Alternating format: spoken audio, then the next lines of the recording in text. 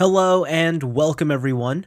This is Type V3 with a Gunpla review of the 1 to 1/44th scale, high-grade Lightning Zeta Gundam, the final model kit Yuma Kosaka produced in Gundam Build Fighters Try.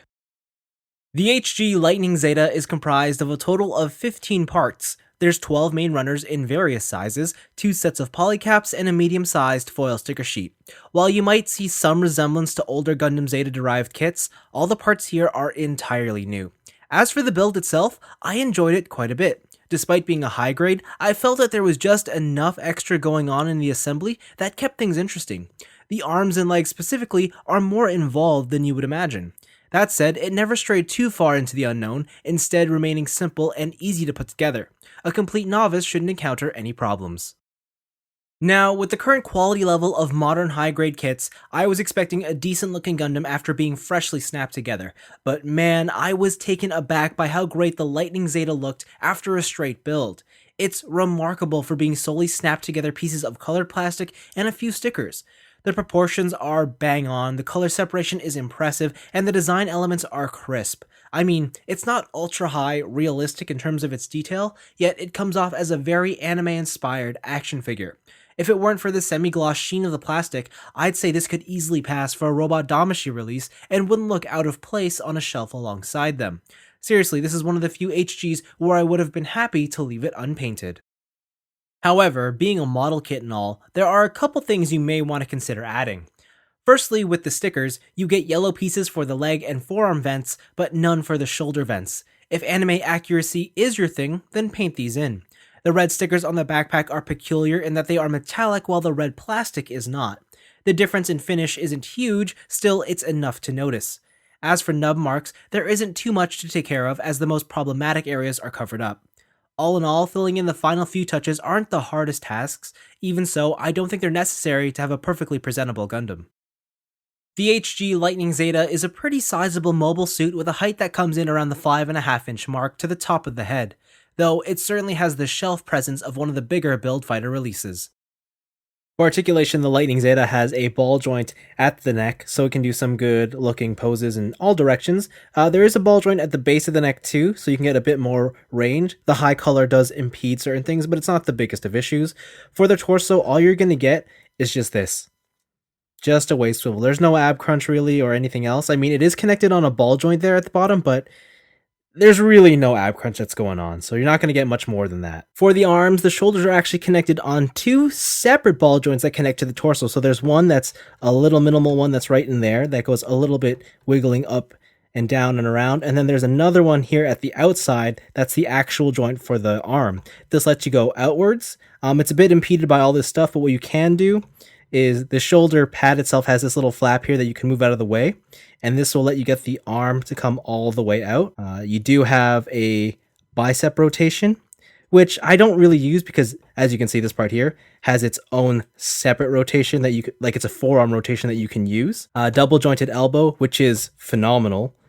And then, of course, you have a ball joint at the wrist. The hip skirts on the front can be separated slightly, and then they can move on their own up and down. The side ones are on a hinge and a polycap, so these can get out of the way.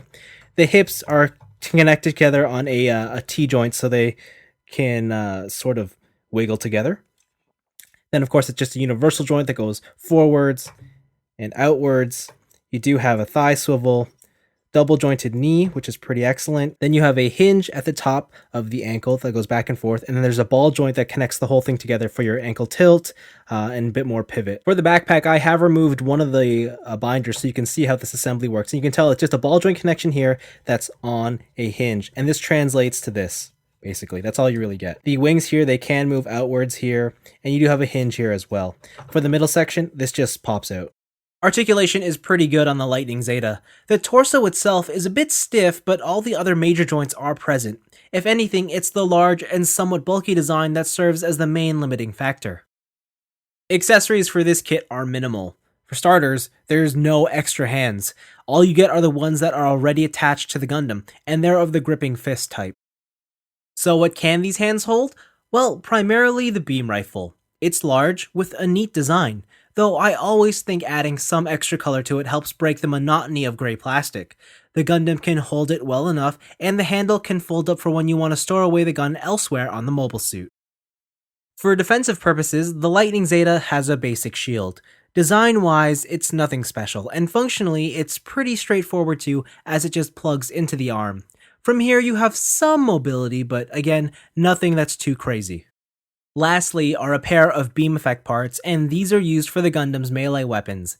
This is achieved by removing the back binders, adjusting the wings to accommodate the effect pieces, swinging out the connection tabs, and attaching the whole assembly to the Gundam's forearms.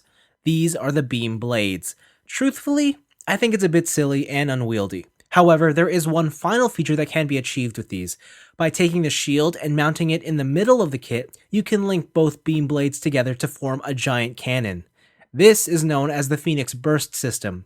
It's a neat feature that could only be made cooler if an actual Phoenix effect part were included. The 1/144th scale HG Lightning Zeta Gundam offers what I believe to be all the features that the average Gunpla fan seeks. The build is simple, yet there's a hint of complexity that gives it fulfillment.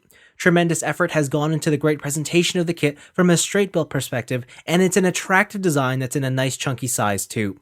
Most fans generally prefer a basic standing pose for their Gundam displays, and the Lightning Zeta can do that. However, its articulation is good enough to sport some creativity should you get adventurous. While the accessories may be minimal, it keeps things uncomplicated, and it helps that you can store everything on the mobile suit. This high grade can be summed up as being made for the masses. At this point, you can probably guess where the Lightning Zeta's biggest weakness comes in at. This kit is the jack of all trades, master of none. Though, technically, I'd view it more as simply another characteristic rather than an outright flaw. The moment you seek something greater from any particular aspect is the exact moment this Gundam loses its allure. Don't let that deter you though, and make no mistake, this is an excellent high grade whose appeal can be stretched to both beginners and experts alike. The HG Lightning Zeta Gundam is one of the stronger releases in the Build Fighters lineup, and it's a model kit that I can easily recommend. But that's all for me. Thanks for watching, and now for something a bit more serious. The Gundam to end all Gundams has finally been made official. Super Fumina is real.